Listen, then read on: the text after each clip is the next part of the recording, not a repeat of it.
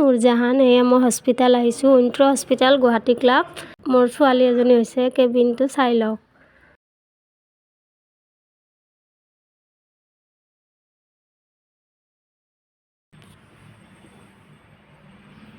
আজি আমাক ৰিলিজ দিব, মায়ে লৈ আছে, আমি ৰখি আছোঁ। আমাৰ ঘৰৰ মানুহ চাব হৈছে, ভিনদেউ আহিছে, মোৰ হাজবেণ্ড আছে, মামা আছে, নানী জেঠাই দুজনী আহিছে, বৰবাপেকহঁতো আহিছে, বহুতবিলাক আহিছিল। সকলোৰে ভিডিঅ' কৰা নহ'ল। ভায়েক ককায়েক ভাবীয়েকহঁত আহিছে, ভনীয়েক আহিছে, যাইছাৰ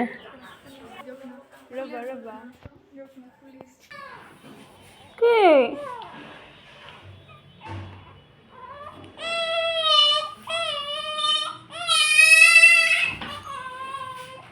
ৰিলিজ দিব আৰু আজি বেজি দিছে, সেইকাৰণে তাই কান্দি আছে।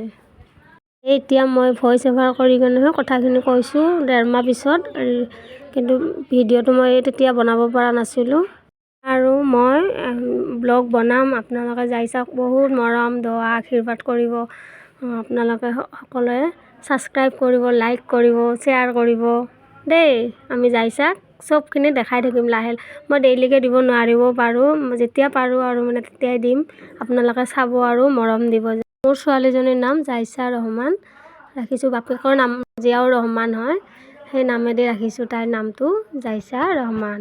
এতিয়া মই মাৰ ঘৰলৈ ৰিলিজ লৈ গৈ আছোঁ। মামা গৈছে, সৰু মামাকে লৈ যাই আছে। মা, মই, হাজবেণ্ড আৰু আমাৰ চাচা এজন আহিছিলে, চাচা মানে খুৰা। মোৰ মাৰ ঘৰ বকো, গুৱাহাটীৰ পৰা গৈ আছোঁ। আৰু মই জাইছাৰ ফটো, ফাৰ্ষ্টৰ প্ৰথম দিনৰ ফটো কেইকপিমান লগাই দি আছোঁ। আপোনালোকে মৰম কৰিব আৰু মৰম দিব।